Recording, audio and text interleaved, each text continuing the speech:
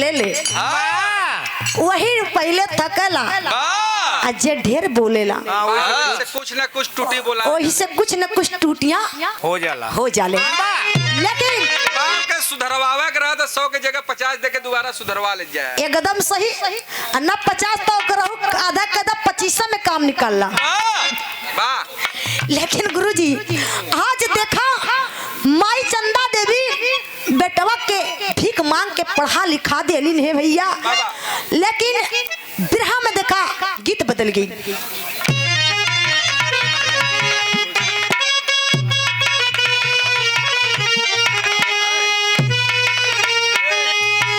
Fruit stall 101 रुपया आप बड़े भैया विनोद फ्रूट स्टॉल 101 रुपये से पुरस्कार भाई को बहुत बड़ा प्रणाम है। ऐसा ही फ्रूट स्टॉल 1 सेट से 4 सेट बना ला बहुत ही बहादुरी बा लेकिन वो है गीत बा कहना है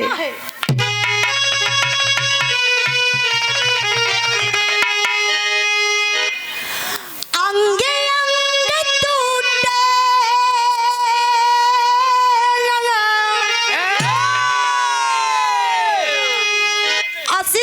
इहो दर्द का बात है अब मुरझा मत करेजा दम दम दम बना के रखा गदगद बना के हरियर कैले रहा वाह पांडे जी हमरे दिनेश भैया सभासद जी दुबे भैया कमलेश भैया विनोद भैया तमाम लोग एकदम दिल थाम के बैठा देखा और सुरेंद्र बड़का भैया सभी हो लेकिन क्या नाम है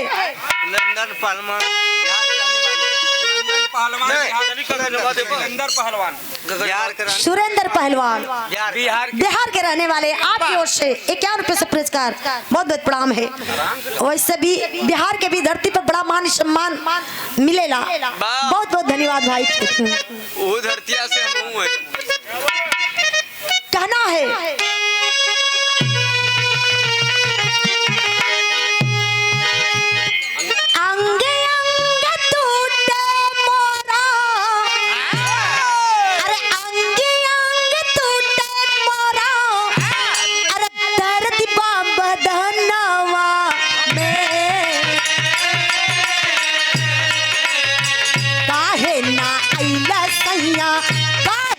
राजा ऐसो के महीनवा में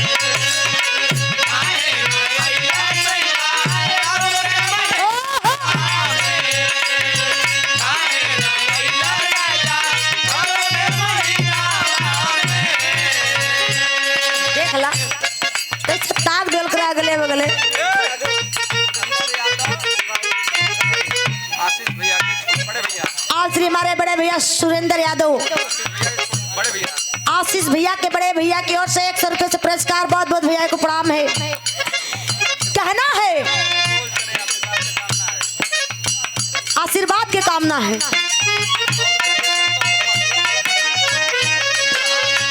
इतना ही ना दुल्ही अपन दर्द बताओ तो इतना ना भैया और क्या बताओ तो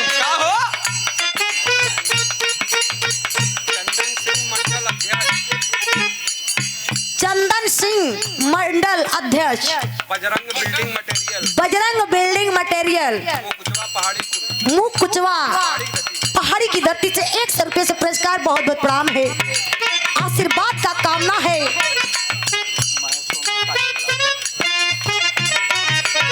महेश सोनकर कादी कला की धरती से 100 रुपए से पुरस्कार बहुत बहुत प्रणाम है। लेकिन कहना है दुल्ही इतने ना दुबे जी और ही बताओ तिया बबलू भैया देखा जब तू बंगलौर चल जाला उसमें देखा भाई केहू कभी मेहरारू हो मौके पे पहुंच जाए वैसे भी तू संभाल सकेला मस्ताना जी बहुत बढ़िया तार सोचे हो भाई पर परिवार क्यों कभी क्यों चला दे वही से बड़ी महान बात का बात। लेकिन कहना है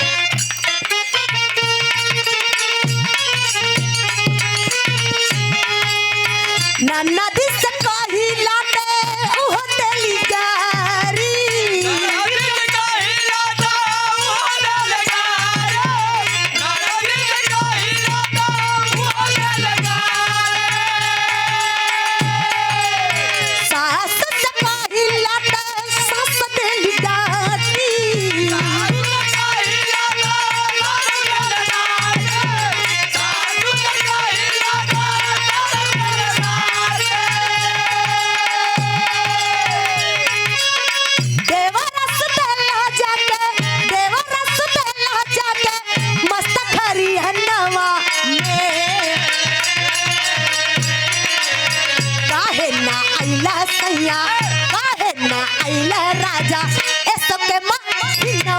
में।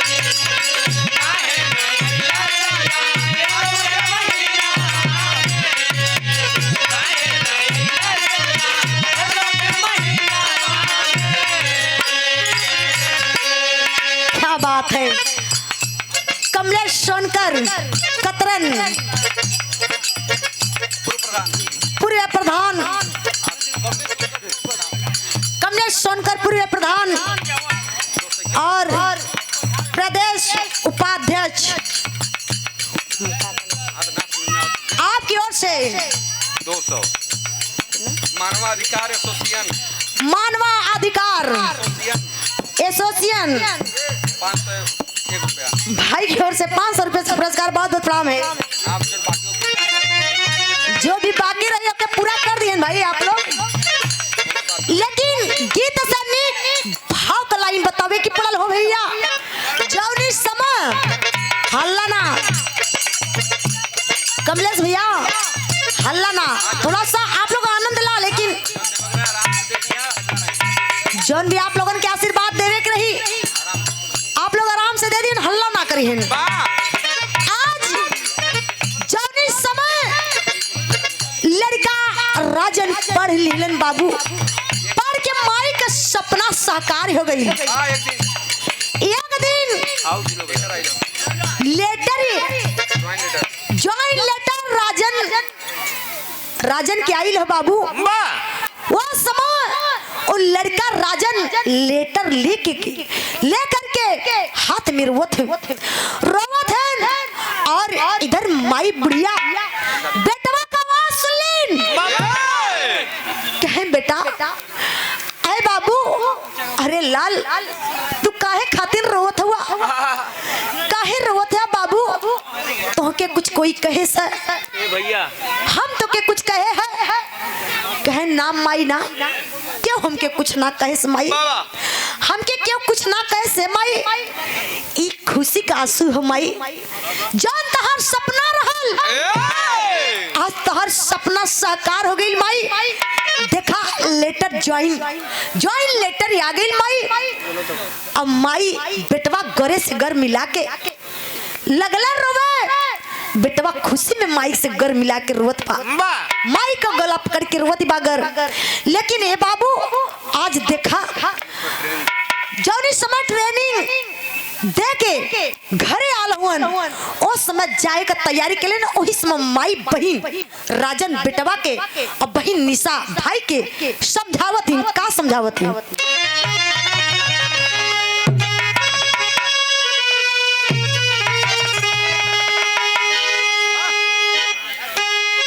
दुश्मन के मरिया बेटा,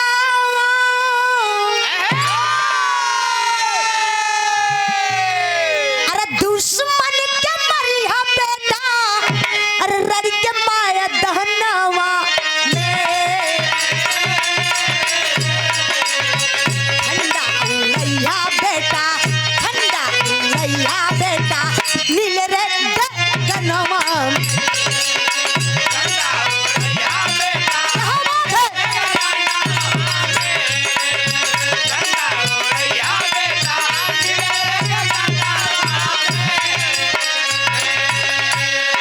माई कहे बेटा, कमलेश भैया हाथ जोड़ के आप लोग से निवेदन हो, अगर आप लोग हल्ला करबा तब बिरहा बिगड़ जाए। आप लोग आशीर्वाद देत रहा, आनंद लेत रहा, और एक बाद बिरहा से ध्यान मत हटावा। वही समय माई कहे लाल बाबा है बेटा, जैसा तू जात हुआ, जो हमारा सपना साकार हो गई लाल, वैसा हमारे अपने गांव जवान टोला मोहल्ला अब बाबूजी के नाम का अपने नाम रोशन करी। हाँ बहन कहे भैया हो, जात हुआ हमरे राखी का कसम हो, हमरे राखी का कसम भैया, और बाबूजी का नाम रोशन जरूर करी। हाँ भारत देश का शान बचैया ये बाबू। लेकिन आगे बतावे कि पढ़ल हो भैया, अगवा कहानियां सुना दुबे भैया, अगवा का कहानियां समझा। देखा कितनी मार्मिक लाइन हो, कहना है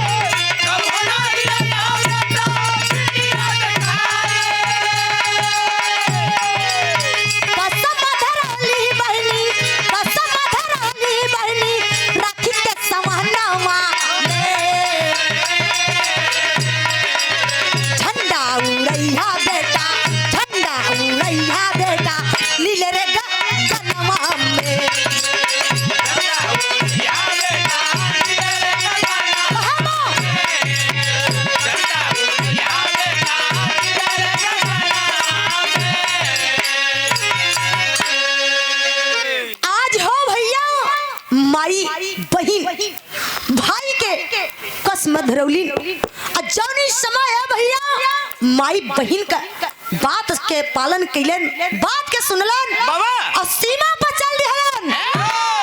धीरे धीरे भैया धीरे धीरे 6 महीना 7 महीना का दिन बीतल हो, लेकिन आए बाबू आज वही समय वह जवान के एक बात जागृत भइल, लेकिन चौक में बतावे पड़ल।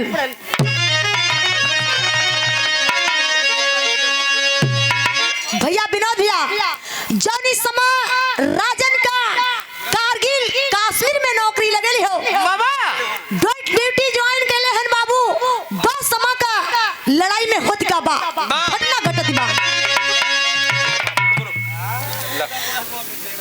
101 रुपया विनोद फ्रूट स्टॉल। आज हमारे बड़े भैया विनोद फ्रूट स्टॉल भैया की ओर से 100 रुपये से पुरस्कार बहुत बहुत भैया को प्रणाम है, प्लग्गी है, नमन है। लेकिन कहना है अरे पेट्रोलिंग पर पाकिस्तानी छुप कर घात लगाए हैं, देख कर मौका निर्लज पापी गोली गोला बरसाए। अरे रॉकेट लॉन्चर दाग दिए, सैकड़ों जवान कल हो गए, उसी चपेट में राजन यादव भी धोखे से आ गए।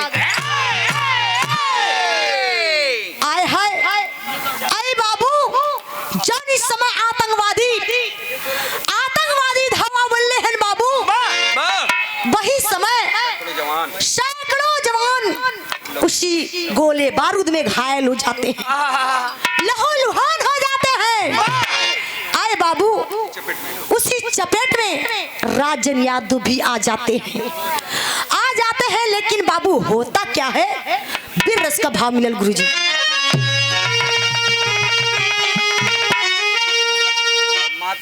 छाया building material, building material and supplier गिट्टी बालू सीमेंट तमाम यानी मकान कस्मान फुटपाथ आपके जो भी चाहिए मिल जाए आपकी ओर से। आप श्री बबलू दुबे, अच्छा मुकुचवा पहाड़ी मिर्जापुर की धरती से आपकी ओर से 100 रुपये से पुरस्कार और गुरु जी के बहुत बहुत प्रणाम हो, आशीर्वाद का चाहबा। और यह कार्यक्रम में आप लोगों का बड़ा सहयोग बा कि ठंडी के मौके में, ठंडी के समय में आप लोग कार्यक्रम के रखवा दिलन और उम्मीद बा कि जैसे ही रखवेलन वैसे आप लोग कार्यक्रम सफल बनेंगे। ज्यादा से ज्यादा गौरियन का सहयोग रही, उससे ज्यादा आप लोगों का कार्यक्रम एकदम सफल रही। लेकिन कहना बा गुरुजी,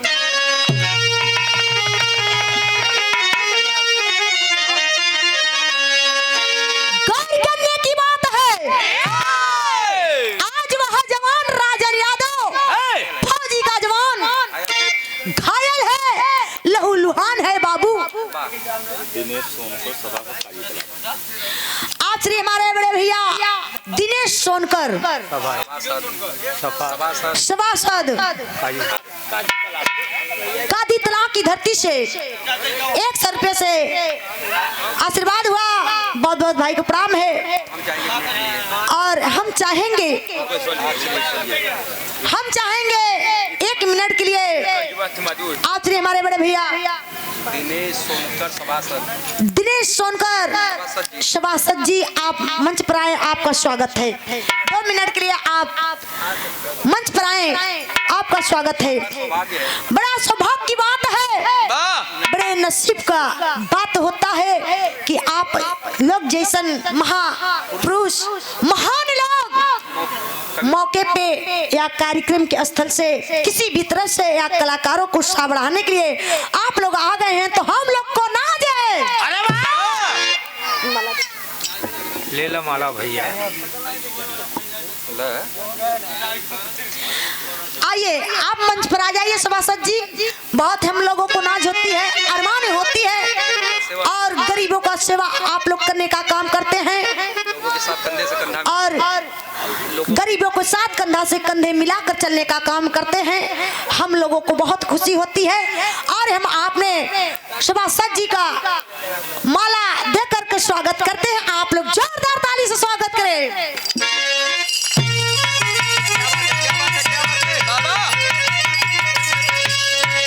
वाह, बड़ा प्यार दुलार। बहुत ही प्यार दुलार आप लोग से मिलता है और यह कार्यक्रम के लिए कई बार हमारे सभासद बड़े भैया फोन भी किए और हम लोग कहें ठीक है, अगर आप लोगों का इतना चाह है, सोच है अपने लोग के लिए, तो हम लोग पीछे नहीं हैं। वाह, लेकिन मातृ छाया बिल्डिंग मटेरियल, मातृ छाया बिल्डिंग मटेरियल भैया की बहुत बहुत प्रणाम बा। भैया के बहुत बहुत प्रणाम बा, आशीर्वाद के चाहबा। चंदन सिंह भारतीय जनता पार्टी चंदन सिंह भारतीय जनता पार्टी मंडल अध्यक्ष आपकी Bajrang building material, Bajrang building material Mukuchwa Pahari Mukuchwa पहाड़ी की धरती से 100 रुपए से पुरस्कार। भाई को बहुत बहुत प्रणाम है, आशीर्वाद का चाह है। लेकिन ये भैया थोड़ा सा देखा आप लोग बिरहा पर ध्यान नहीं है, कहना है गुरुजी। राहुल सुनकर इधर लिख के दिए राहुल सुनकर देखिए ये नहीं हुआ और 250 बोला न मत बोला। राहुल सुनकर वैसे बोलिए भैया। राहुल सोनकर भैया की तरफ से, राहुल सोनकर आपकी ओर से 100 रुपए से, चौसा की धरती से, चौसा की धरती से 100 रुपए से पुरस्कार। बहुत बहुत प्रणाम है। माता रानी करे सबको कामयाबी दे, यही अरमान है।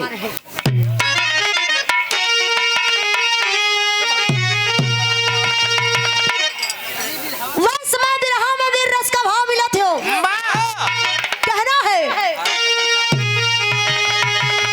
अरे भारत का पट्टा, अरे भारत का पट्टा निहार घूम घूम के, जज्बा में गोली चलावे भी झूम के। यहाँ बात है। वाह भैया, आवाज़ समाज से।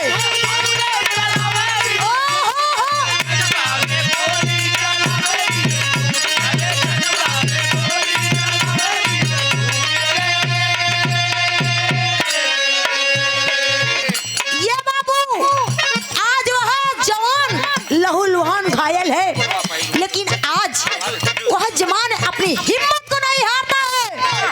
आगे का लाइन गौर कीजिएगा बाबू, कहना है बाबा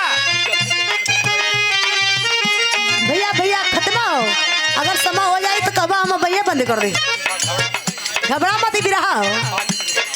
लेकिन कहना है एक हाथ उड़ गई ला, एक बात बाकी